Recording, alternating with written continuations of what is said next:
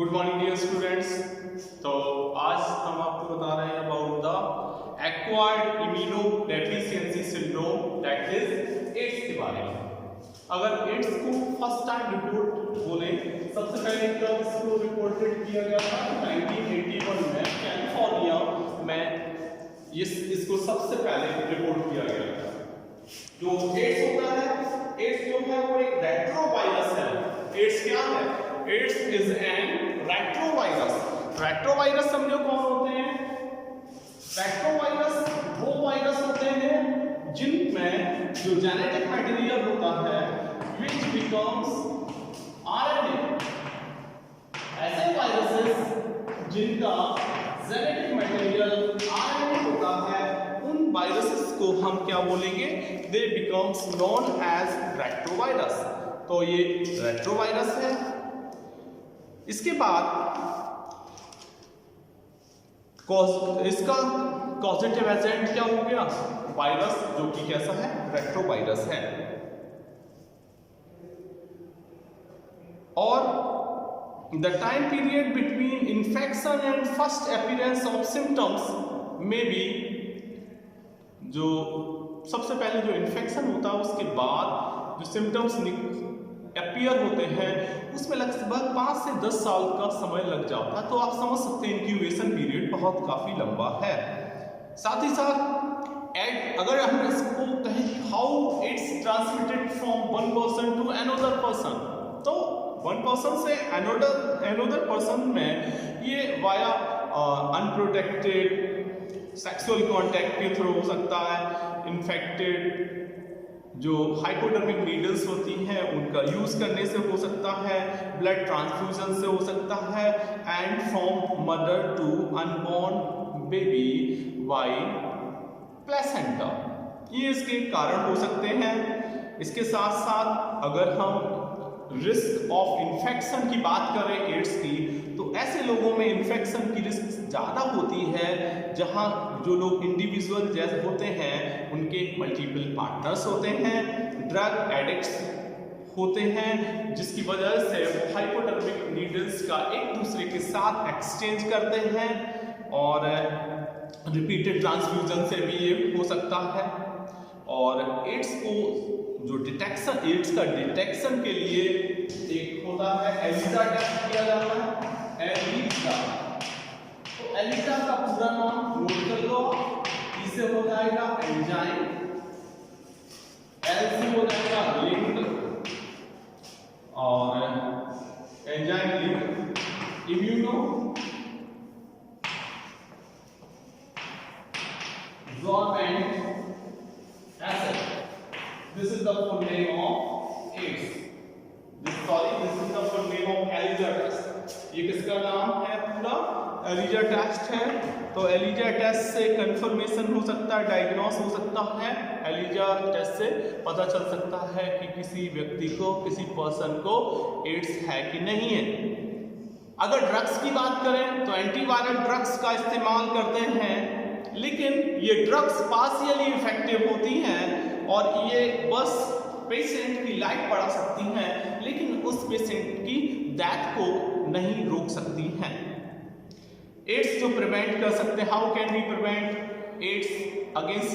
अब एड्स से बचने के लिए सबसे अच्छा तरीका है लोगों को एजुकेट करना, to educate people about AIDS, उनको जानकारी देना, रेगुलर मेडिकल चेकअप्स करवाना, using disposable needles and syringe. Use and throw वाली जो नीडल्स हैं, सरिंज हैं, उनका इस्तेमाल होना चाहिए। Screening blood before transfusion, transfusion के पहले, ब्लड के ट्रांसफ्यूजन के पहले उसकी जांच होनी चाहिए, देखना चाहिए उसमें कोई ऐसी चीज तो नहीं है। तो ये सब है। हमारे देश में एक ऑर्गेनाइजेशन है जिसको नाको बोलते हैं। क्या बोलते हैं? नाको। नाको का पूरा नाम है नेशनल एड्स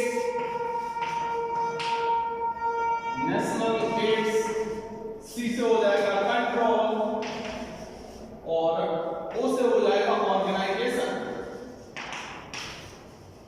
तो ये नेशनल एड्स कंट्रोल ऑर्गेनाइजेशन नाको है।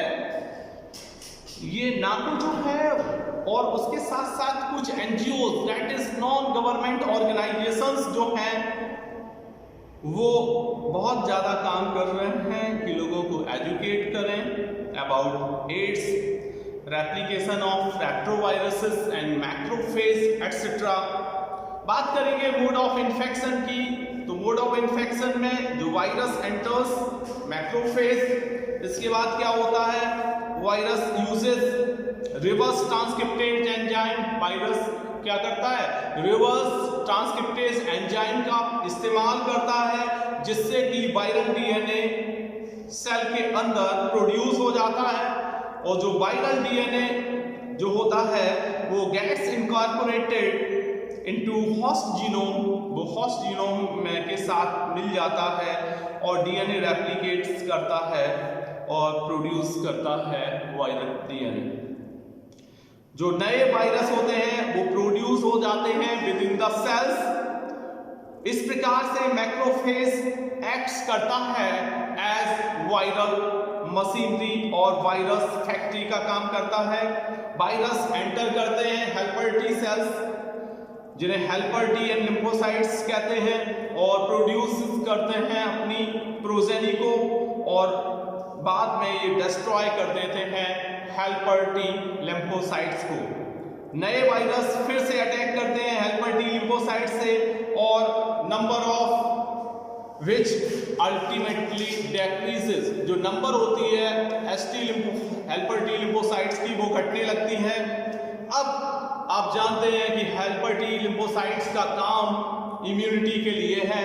जब हमारी इम्यूनिटी कमजोर होगी तो क्या होगा, बॉडी में सिम्टम्स दिखाई देने शुरू हो जाएंगे और इन सिम्टम्स में फ्रीक्वेंट फीवर, डायरिया और लॉस ऑफ वेट, वजन भी कम हो जाएगा और बॉडी जो है वो बहुत सारे जो पैथोजेंस हैं उनके द्वारा इन्फेक्टेड हो सकती है, इन्फेक्शन हो सकते हैं, जिसकी वजह से बैक्टीरिया जो होगा, स्पेशली माइकोबैक्टीरियम, जिसमें आपने देखा होगा ट्यूबरक्लोसिस भी है माइकोबैक्टीरियम जिससे टीबी होता है, ये भी अटैक कर सकता है। कुछ viruses, fungi and even some parasites like toxoplasma etcetera भी अटैक करेंगे। तो ये तो बात हो गई अबाउट द एड्स। एड्स के बाद अब नया टॉपिक हम ले रहे हैं जिसका नाम है कैंसर।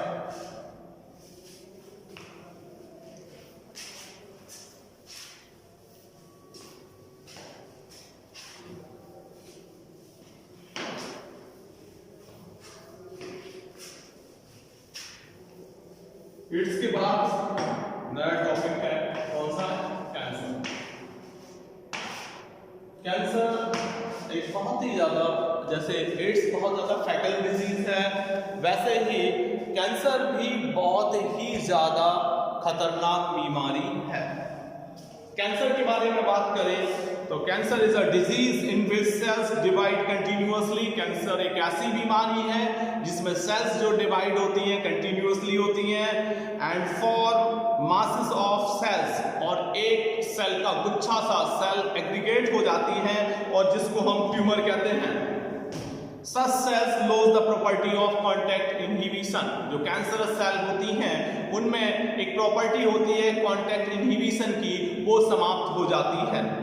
कॉन्टैक्ट इनहिबिशन का मतलब है, contact inhibition is the property of cells. ये सेल्स की ऐसी प्रॉपर्टी है जिसमें सेल डिवीजन जो होता है वो इनहिबिटेड होता है when they come in contact to with other cell, जब वो किसी सेल के कॉन्टैक्ट में आती हैं। अगर यहां हम ट्यूमर की बात कर रहे हैं तो जो ट्यूमर्स हैं, tumours are of two types. First one is benign tumour और second one is malignant. Tumour जो होंगे वो दो टाइप के होंगे, एक को हम बिनाइन कहेंगे और दूसरा जो होगा उसको हम कहेंगे मैलिग्नेंट ट्यूमर। ठीक है, कौन से ट्यूमर हो गए, बिनाइन ट्यूमर हो गया और एक हो गया मैलिग्नेंट ट्यूमर। ध्यान रखना, ट्यूमर दो टाइप के हो गए, बिनाइन। अब समझो बिनाइन ट्यूमर क्या है। benign tumor remains confined to one place.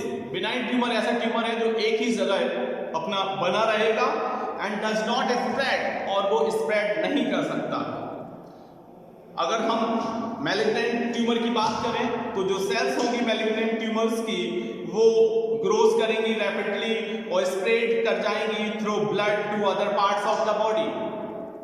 वो जो मैलिग्नेंट सेल्स होगी वो स्प्रेड कर जाएंगी थ्रू ब्लड के द्वारा वो करेगी other parts of the body and become neoplastic, और वो न्यूप्लास्टिक हो जाएंगी और जो न्यू ट्यूमर डेवलप होगा एट न्यू प्लेसेस टू, नए स्थानों पर भी नए ट्यूमर्स बन जाएंगे।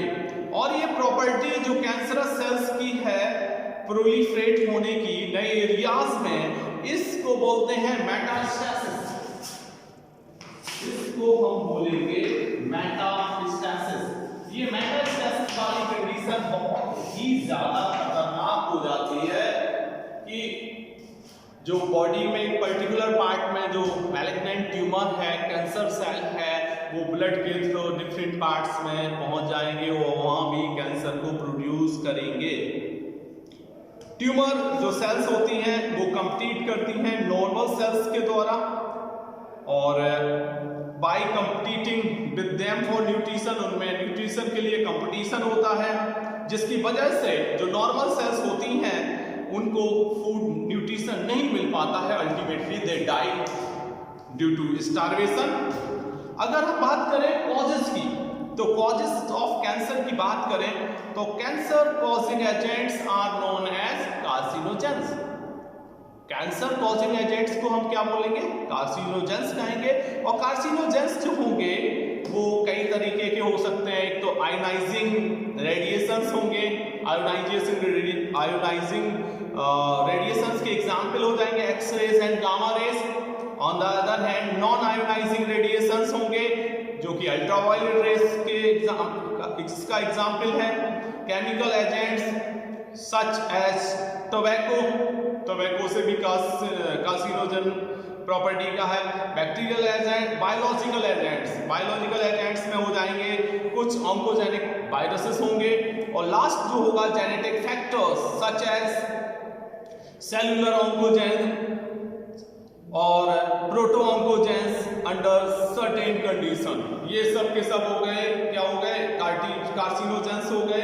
अगर हम डायग्नोसिस की बात करें तो कैंसर को डिटेक्ट कर सकते हैं बायोप्सी के द्वारा, सुना होगा आपने, बायोप्सी के द्वारा कर सकते हैं। इसके अलावा हिस्टोपैथोलॉजिकली भी चेक कर सकते हैं उस पर्टिकुलर एरिया की सेल्स को लेकर के। रेडियोग्राफी के द्वारा कर सकते हैं, एक्सरेज के द्वारा, सीटी स्कैनिंग, एमआरआई, इसके साथ साथ इम्यूनोलॉजिकल टेक्निक्स और मॉलिक्यूलर डायग्नोसिस के द्वारा हम पता कर सकते हैं कैंसर को। अगर ट्रीटमेंट की बात करें कैंसर की तो ट्रीटमेंट जो है वो एक या कॉम्बिनेशन भी कर सकते हैं। देखो इसमें 3 जो मेथड है जनरली वो यूज किए जाते हैं। एक तो कीमोथेरेपी जिसमें दवाएं दी जाएंगी, कीमो दिया जाएगा। तो रेडियोथेरेपी में रेडिएशन दिया जाएगा। सर्जरी में क्या करेंगे? सर्जरी में जो इन्फेक्टेड पार्ट है उसको रिमूव कर दिया जाएगा थ्रू सर्जरी, ऑपरेशन के थ्रू अलग कर दिया जाएगा उस पार्ट को। इसके अलावा इम्यूनोथेरेपी है। इम्यूनोथेरेपी में क्या होगा? इम्यूनिटी को एनहेंस किया जाएगा। जो कैंसरस सेल होंगी वो not detected by our own immune system, हमारा जो खुद का इम्यून सिस्टम है वो उनको डिटेक्ट नहीं कर पाता है, कर सकता है, इसलिए दे आर नॉट डिस्ट्रॉयड, इसलिए कैंसर सेल्स डिस्ट्रॉयड नहीं हो पाती हैं। पेशेंट्स जो होते हैं उनको बायोलॉजिकल रेस्पॉन्स जो मॉडिफायर्स हैं जिन्हें हम अल्फा इंटरफ्रॉन कहेंगे वो दिए जाते हैं और ये ड्रग्स एक्टिवेट कर देते हैं हमारे इम्यून सिस्टम को। इस तरीके से कर देते हैं कि जो कैंसर सेल्स होती हैं वो डिटेक्टेड हो जाती हैं। जब उनका डिटेक्शन हो जाता है तो उनको डिस्ट्रॉय कर दिया जाता है। तो आज हमने आपको एड्स के साथ साथ कैंसर भी करवा दिया। कल नेक्स्ट डे हम क्या करेंगे? ड्रग्स एंड अल्कोहल अब्यूजेस की बात करेंगे। Thank you so much, have a good day.